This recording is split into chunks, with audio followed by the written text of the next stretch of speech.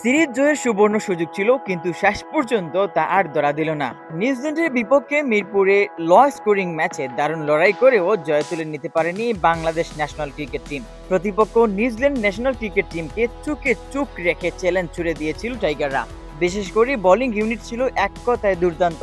এই ম্যাচের সবচেয়ে বড় আলোচনার নাম শরীফুল ইসলাম। তার অগ্নিঝরা বোলিংয়ে একের পর এক চাপে পড়ে কিউই ব্যাটাররা।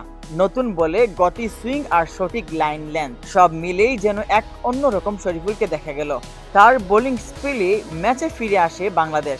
শুধু শরীফুল নয়, অন্যান্য বোলাররাও দারুণভাবে সাপোর্ট দিয়েছেন, ফলে নিউজিল্যান্ডকে বড় স্কোর করতে দেওয়া হয়নি।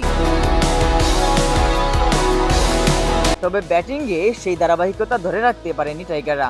গুরুত্বপূর্ণ মুহূর্তে উইকেট হারানো এবং রান তোলার গতি কমে যায়। এই দুই কারণেই ম্যাচের নিয়ন্ত্রণ হাতছাড়া হয়ে যায়। অধিনায়ক লিটন দাস এবং মিডল অর্ডারের উপর ছিল দায়িত্ব, কিন্তু তা পুরোপুরি কাজে লাগানো যায়নি।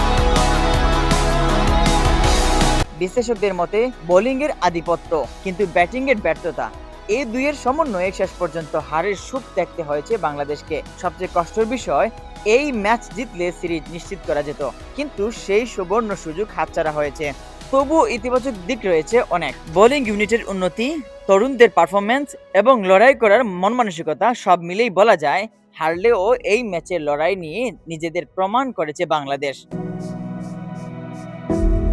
Mohammad Yahiya, CS news.